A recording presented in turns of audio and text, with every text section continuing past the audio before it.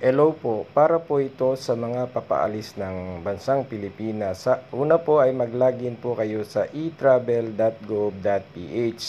Dahil po paalis tayo, dapat po i-click po natin yung departure. Then, yung pong purpose ng travel natin dahil OFW po tayo, kaya kinlik po natin yung OFW. At pagka-click po natin ng OFW ay makikita po natin na mayroon na po tayong OEC.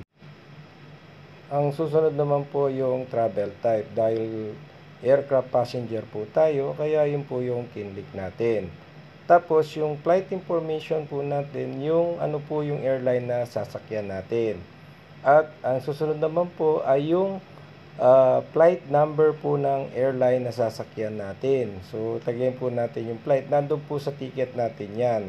Tapos, ang origin po natin ay syempre dito sa Manila. Okay po, sa Ninoy International 1, 2, or 3. Pagkatapos naman po yung date po ng flight natin.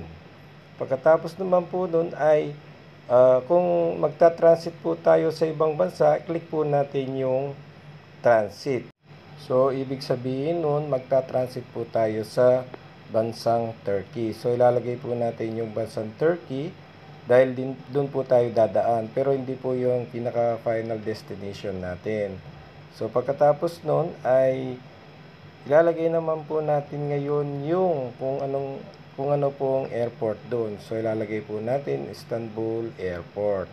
Tapos, yung date po na makakarating po tayo dun. Dahil ito po, gabi na tayo alis dito.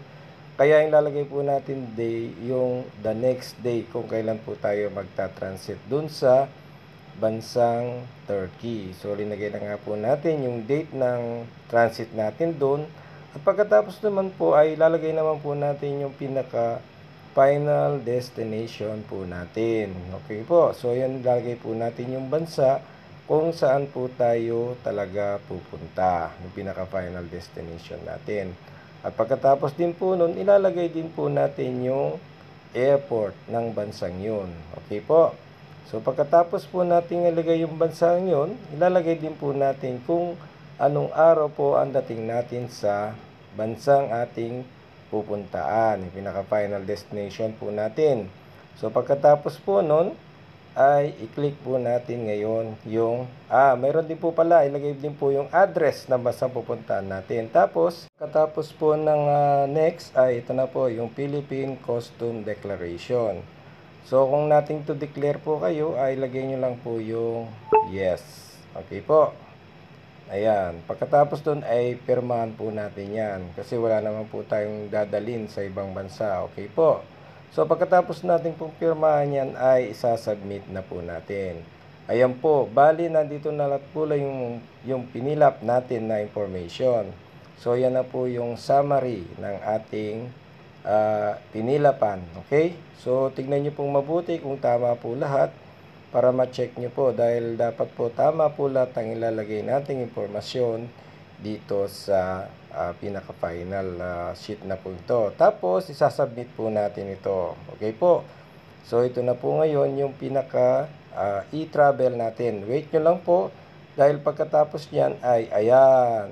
Ibig sabihin po, nakagawa na po tayo ng e-travel pass. Yan na po yung magiging e-travel pass. Yun po yung papakita natin sa immigration. So, yun lang po. So, dapat po laging tatandaan 72 hours before your flight, dapat mayroon na po kayong e-travel pass. Okay po?